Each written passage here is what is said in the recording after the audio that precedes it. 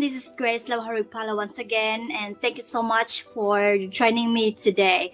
So sa araw po na ito, I will be giving you a very short video or guide video para po sa ating Seedbox account, kung paano po tayo pwedeng mag-deposit or mag-invest ng ating Seedbox. So lalo na pag tayo po ay baguhan pa lang dito sa Seedbox, this video will surely help to you.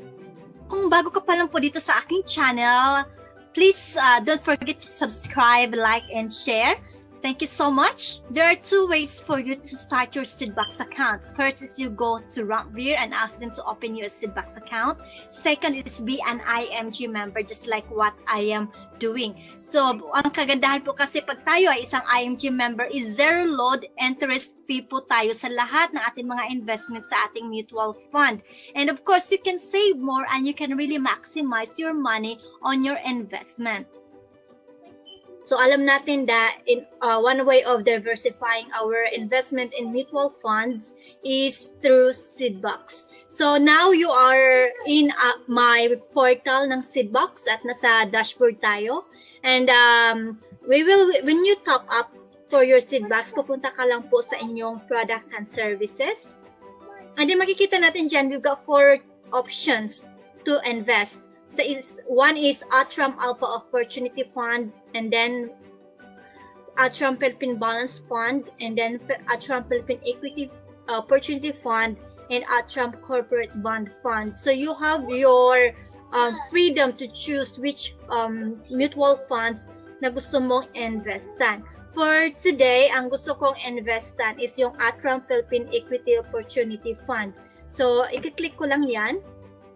And then, of course, kailangan mong basahin yung mga product information, allocations, and performance para sigurado ka kung saan mo pinapasok yung investment mo, kung anong klaseng mutual fund mo pinapasok yung iyong investment.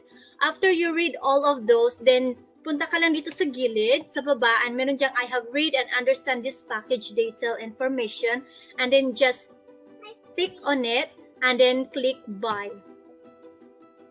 And then we will wait for it to load. It says there, your transaction has been added to your cart. Do you want to show cart now? Kung tapos ka na sa paggawa ng order list mo, then pwede mo nang tignan yung cart mo to proceed with your payment. So just click OK on it. So nasa order list na tayo. So nakikita natin dyan, we have our package name, the Atram Philippine Equity Opportunity Fund. Prospectus natin, pwede mo rin niyang basahin, i-download mo. Investment number, okay, so, and then transaction type, subscription, net amount, which is yun yung ilalagay natin dito sa ating total transaction, and of course, yung ating fee include VAT 12%, which is 0. Kasi alam po natin that mutual fund investment is tax-free. Kaya po tayo mga Pilipino, i-maximize po natin ito kasi wala pong tax yung ating investment sa ating mga mutual funds sa Philippine market. Diba? Napakalaking advantage po yan sa atin. So, today, ang aking i-invest is 2,000. I'll start with 2,000 pesos. Kasi alam natin to start with our mutual fund investment, napakamura lang po, 1,000. Pwede ka na magsimula sa iyong mutual fund investment. And then you can top up ng 500 pesos sa ibang mga mutual fund na investment. Meron din namang 1,000, pwede kang magta-top up, no? It really doesn't matter kung kailan ka magta-top up, weekly ba, monthly ba, diba? Kung anong panahon na mayroon kang extra, maglagay ka lang. Ang importante dito sa ating pag-i-invest sa ating mutual fund, dapat consistent ka at gamitin po natin yung peso cost averaging na formula. Kasi pag ginawa po natin yun at sinunod natin yun, yung consistency na yan, tiyak po darating ang panahon na aanihin po talaga natin yung ating mga investment. And of course, lagi po natin tandaan that iba't ibang mutual fund, iba't ibang ranges po ng mga taon ng investment natin dyan. So, kung gusto niyo pong malaman yan, of course, you need to get educated. Kailangan mo makinig ng mga seminars and trainings para po maintindihan natin lalo kung ano yung pinapasok natin sa ating mutual fund investment. So, now we have our 2,000 pesos, okay? And then just take your I have read and understand about the products and prospectus of the package and then click check out. So once you click your checkout, dadalhin ka dito sa checkout detail natin. And then andyan na yung ating tatlong bangko na pwede nating deposituhan ng ating investment. We have Metro Bank, we have BPI, and we have BDO. So just choose either of these three banks na accessible para sa iyo, and sa akin is BDO. Alright, so we have the mobile banking and the online banking. Kung BPI ka naman, same thing, mobile and online. Metro Bank, it's transfer by mobile banking or transfer online banking. So halos pareho lang silang lahat. Ang importante lang po, dapat kung ano yung pinili natin, yun po yung gawin natin na pagdi-deposit or pag-transfer ng ating mga fund para po hindi mawala or ma-mislead yung ating mga sinend or binayad sa investment natin. So I will choose online banking dahil i-deposit po yung pera sa Pilipinas. So kumbaga nasa ibang bansa ako, wala sa akin yung pera kundi nasa Pilipinas. So they will do a counter deposit. So ibang tao ang magde-deposit ng pera or ng investment sa ating mutual fund. Kasi pag ginamit ko yung mobile banking, it needs to be on my name. Dapat pangalan ko talaga naka-appear sa nagde-deposit. But since hindi po ako, wala sa akin yung pera nasa Pinas, so I need to use the online banking. And then click continue. Once we click continue, you will be given an update confirmation, which is please verify your mobile or phone number kasi doon po ipapadala yung ating OTP. Alright, so I will choose use email. So, ibig sabihin, titignan ko ang aking email. Alright, so I've got my phone here. I need to check my email kasi andun yung aking OTP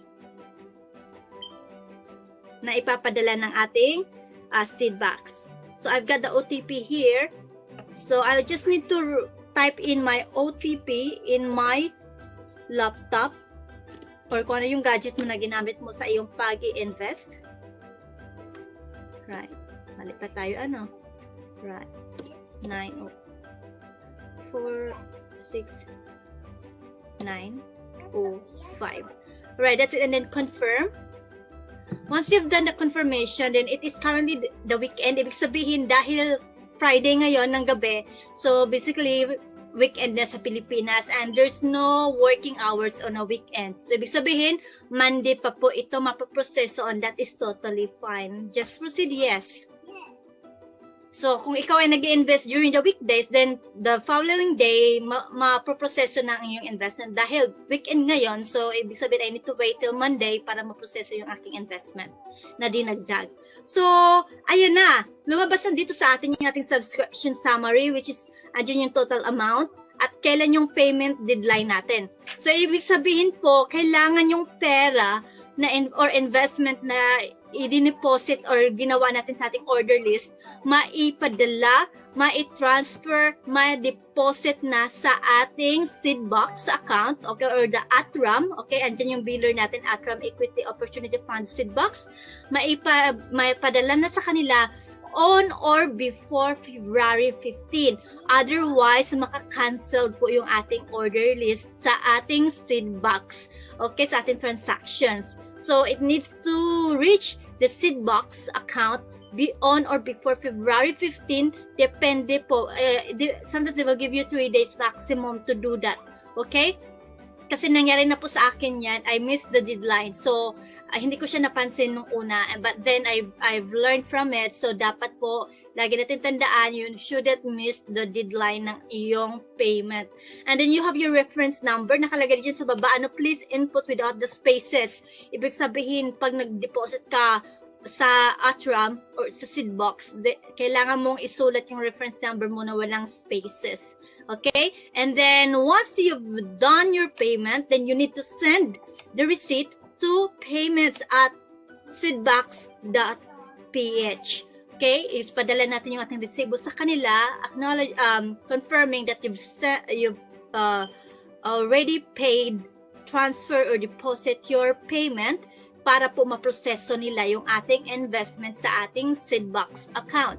And that's it. That's very, very simple. And one thing is for sure that here in mutual fund investment natin, maliit man yan, na paninimula, maliit man yan na pagdadagdag, balang araw po, lalaki at lalaki po yan. Basta lagi natin intindihin na mag-invest tayo ng matagalan. Huwag pong madalian or mabilisan dahil mas nagkakaroon ng malaking paglago ng ating pera pag matagalan ng ating investment sa ating mutual fund. So I hope you've learned something from it, especially kung bago ka pa lang dito sa ating Seedbox or bago ka pa lang sa IMG, and I hope this video really helps you well. God bless us all. And kung ikaw ay gustong mag-invest sa mutual fund at wala ka pang alam kung paano ito gawin, why not comment down below? Comment down below and I will give you all our trainings or weekly trainings sa ating mga mutual funds investment para po matulungan namin kayo. This is Grace Labajo-Regpala from the Good Stewardship IMG UK saying that financial education is what we need in order for us to build our solid financial foundation the right way. Thank you and talk to you soon. Please don't forget to subscribe, like, and share sa aking YouTube channel, sa aking mga videos para marami po tayong maabot ng mga kababayan para po matulungan natin sila sa tamang pagsisave, tamang pag-i-invest, tamang pag-grow ng pera, at tamang pagpoprotekta ng ating mga pera para po sa ating sarili at sa ating mga pamilya. Salamat po sa lahat. God bless us all.